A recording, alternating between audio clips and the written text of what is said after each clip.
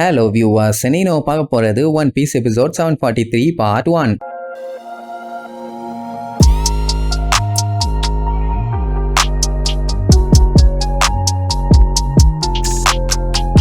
Open பண்ணா போன பாட்டுல சென்கோகு இந்த மாதிரி ரொசினன்டேவை நான் இழந்துட்டேன்னு சொல்லி ரொம்பவுமே ஃபீல் பண்ணாருல. கடைசியில அந்த பையனை பத்தி பேசும்போது தான் தெரிஞ்சது அவன் ட்ரஃபல்கர்லாவை தான் சொல்றான்னு. அவனும் நான் தான் அந்த பையன், நானும் நினைச்சேன், ஆனா இப்ப கன்ஃபார்ம் பண்ணிட்டேன்பா. ரொசினன்டே அவனோட மிஷன்ல இருந்து 6 வருஷத்துக்கு பிரேக் எடுத்துக்கிட்டான். எல்லாம் நம்ம லாக்காக ஹாஸ்பிட்டலா தூக்கிட்டு சுத்துறானே. அதுக்கப்புறம் எதுவுமே வேலைக்கு ஆகலன்னு தெரிஞ்சவன தான் அந்த ஓபி ஃப்ரூட்டை நோக்கி போயிட்டாங்க. ஆனா இவன் உயிரை காப்பாத்துறதுக்காக அவனையே அவன் தியாகம் பண்ணிட்டான். அது ஏன் எதுக்குன்னு சொல்லி இன்ன வரைக்கும் சென்கோகுக்கு தெரியல. அதனால அவன் எதுக்காக செத்தான், ஏன் செத்தான்னு சொல்லி அவன்கிட்ட கேட்பான். லாவும் நடந்த மேட்டரை பூரா சொல்லுவான். நாங்க அந்த ஃப்ரூட்டை ஆட்டைய போட்டதுக்கு அப்புறம் எஸ்கேப் ஆக வேண்டியதான் எங்க வேலையே. ஏன்னா எனக்கு உயிர் கொடுத்ததே அவரு தான். அதனால்தான் அந்த நன்றி கடனுக்காக டோஃப்ளமிங்கோவை கொன்னே தீரணும்னு ஒரே முடிவா இருந்தேன். டிங்கிற பேரு இருக்கிறதுனால இப்படித்தான் நான் வாழணும்னு அவரும் ஆசைப்பட்டாரோ என்னமோபா. எது டியான்னு ஷாக் ஆகியாப்பான். ஆமா, எனக்கும் லூஃபிக்கும் சீக்ரெட்டான ஒரு பேர் இருக்கு, அதுதான் டி. பிளேட் அட்மிரலான உங்களுக்கு தெரியாதா டீனா என்னன்னு அப்படின்னு சொல்லும் போதே சென்கோகுக்கு அப்படியே உதற ஆரம்பிக்கும். அப்படியே ஸ்டன் ஆகி போய் அவனை குறுன்னு லுக் விட்டுட்டு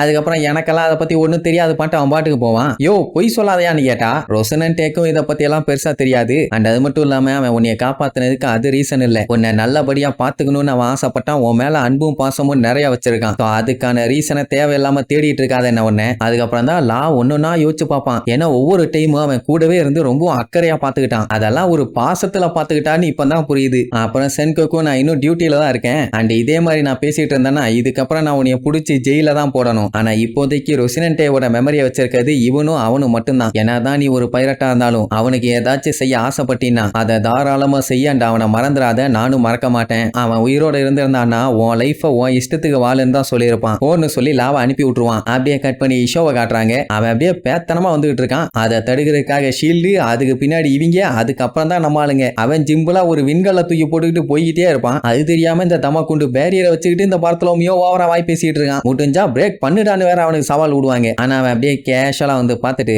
ஓ இதுதான் பேரியரா, அடேங்கப்பா கொஞ்சம் கஷ்டமா தான் இருக்கும் போல, சரி ஓகேன்னு சொல்லிட்டு அவனோட பவர் எடுத்து மெதுவா கத்திய உருவான். அந்த இடமே அதிர ஆரம்பிச்சு கல்லெல்லாம் மேல பறக்க ஆரம்பிக்கும். ஊர்ல இருக்க மக்கள் எல்லாம் பார்த்துட்டு பதறுவாங்க. என்னடா நடக்குது இங்க, இவ்வளவு நேரமா வீட்டை கஷ்டப்பட்டு ஒட்டி பேச்சு போட்டு பெயிண்ட் எல்லாம் அடிச்சு வச்சா இப்ப என்ன மறுபடியும் திடீர்னு பறக்க ஆரம்பிக்குதுன்னு புலம்புவானுங்க. அதுவும் பறக்கிற பில்டிங்ஸ் எல்லாமே ஈஸ்ட் போர்ட்டை நோக்கி தான் போயிட்டு இருக்குது. இவ்வளவு பில்டிங் வந்து விழுந்தா எவ்வளவு பெரிய பேரியர் ஆனாலும் சல்லியா போயிடும். இந்த மாதிரி ஒரு வேலையை பண்றதுக்கு இந்த ஐலாண்ட்லயே கேப்பபிளான ஆள் யாருன்னா அந்த அட்மிரல் இஷோன்னு சொல்லுவாங்க. பார்த்தா கீழே இருக்க அந்த பில்டிங் எல்லாம் அப்படியே மேல பறந்துகிட்டு இருக்கும். இப்ப கீழே பார்த்தா ஒரு பில்டிங்கும் இல்லாம மொத்த இடமும் பேன்னு கிடக்குது. இதுக்கப்புறம் என்ன கீழே பட்டா போட்டு வித்துற வேண்டியதான். அவன் இவ்வளவு இனத்தை மேல தூக்கிட்டு இதுக்கப்புறம் உங்களால தப்பிக்க முடியாதுங்கிற மாதிரி சொல்லிட்டு இருப்பானா. இவங்களுக்கு ஒரே குழப்பம். ஏன்னா இவ்வளவு பில்டிங்கே அட் அ டைம்ல மேல போட்டானா எந்த வெப்பனை வச்சு தடுக்கிறது. ஆத்தா ஜெயிக்கிறதுக்கு வாய்ப்பே இல்லையே. அவன் ஒரு பாறாங்கல்ல தடுக்கிறக்காண்டி பேரியரை போட்டான். ஆனா இவன் மொத்த மலையே பேத்துக்கிட்டுலாம் வர்றான். அங்க வாருங்க மேல எப்படி சேர்ந்துருக்குதுன்னு. லிட்டில் பீப்புள்ஸ் எல்லாம் அலண்டு போயிருவாங்க.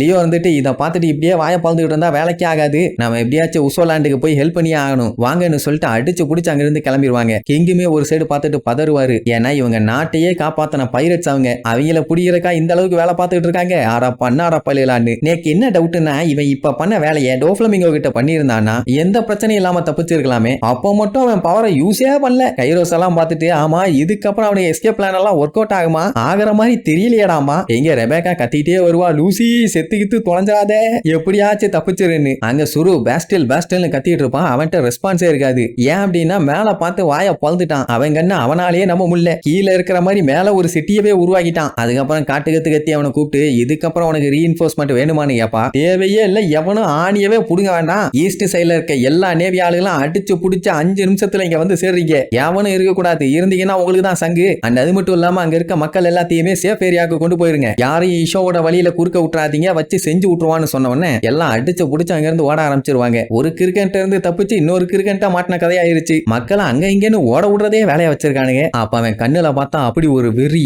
எப்படியாச்சும் இன்னைக்கு லூஃபியை புடிச்சே ஆகணும்னு மொத்த உருண்டையும் சேர்ந்து அப்படியே ஒரு பெரிய உருண்டையா உருண்டு நிற்கும். அதை மட்டும் மொத்தமா போட்டான்னா கண்டிப்பா ஒரு 3 மாசத்துக்கு அத்தனை பேரும் எலும்பு முறிவோட தான் கிடக்கணும். உடனே எல்லாம் அடிச்சு புரண்டு வந்து என்ன சொல்லிடுவான், இதுக்கு மேல நம்ம இங்க இருந்தோம்னா நமக்கு தான் ஆபத்து. ஆபத்து. சோ அதனால சட்டு புட்டுன்னு நம்ம போர்ட்டுக்கு போய் கப்பல் எடுத்துட்டு இங்க இருந்து கிளம்புவோம்பா. கேவண்டிஷ் பார்த்துட்டு லாவையும் லூஃபியும் பச்சையா திட்டுவான். ஏன்னா இவங்களுக்காண்டி வெயிட் பண்ணி தான் இப்ப பஞ்சாயத்துல மாட்டிட்டாங்க. இதுக்கப்புறம் அவன் வந்துருவான்னு சொல்லி எல்லாம் அடிச்சு புடிச்சு கப்பலை ஏற ஆரம்பிச்சிருவாங்க. ஜோரோக்கு கப்பல்ல ஏறி கிளம்புறத பத்தி எல்லாம் எந்த ஒரு ஆட்சேபனையும் இல்ல. ஆனா அப்படி ஏறி ஓடினாலும் இவன் விட மாட்டான். சோ வேற வழி இல்ல, இவங்க சண்டை போட்டுதான் ஆகணும்னு சொல்லிட்டு இருக்கும்போது திடீர்னு உசோப்பை பார்த்துட்டு ஆஹா வந்துட்டான்னு கத்துவான். பார்த்தா இஷோக்கு பின்னாடி இருந்து லூஃபி வேகமா வெறிகொண்டு ஓடி வந்துட்டு இருப்பான். லூஃபியை பார்த்தவனதான் எல்லாத்துக்கும் உயிரே வருது. சரி இதுக்கப்புறம் எதுக்கு வெயிட் பண்ணிக்கிட்டு, மெயின் ஆளு வந்துட்டான், இனி கப்பலை ஏறி கிளம்ப வேண்டியதானே. சோ சாய் எல்லாத்தையும் கப்பல்ல ஏற சொல்லுவான். லூஃபி அந்த இஷோ பண்ணிட்டு இருக்க அட்டுலியத்தெல்லாம் பார்த்துட்டு இன்னைக்கு இவனை பொழந்துட வேண்டியதான்னு வேகமா ஓடி வருவான். லாஸ்டா அவன் கூட சண்டை போடும் போதே நீ ஒரு குப்பைன்னு சொல்லியிருந்தான், இந்த டைம் எவன் குப்பைன்னு பார்த்தலாண்டான்னு சொல்லி ஓங்கி அவனை அடிக்க போவான். பார்த்தரோமியோ வேண்டான்னு கத்துவான். அவன்கிட்ட இருந்து தப்பிச்சுவாங்க, நம்ம இருந்து எஸ்கேப் ஆற வழிய பாப்போம்பா. ஆனா லூஃபி அடுத்தவன் சொன்னா கேப்பானா,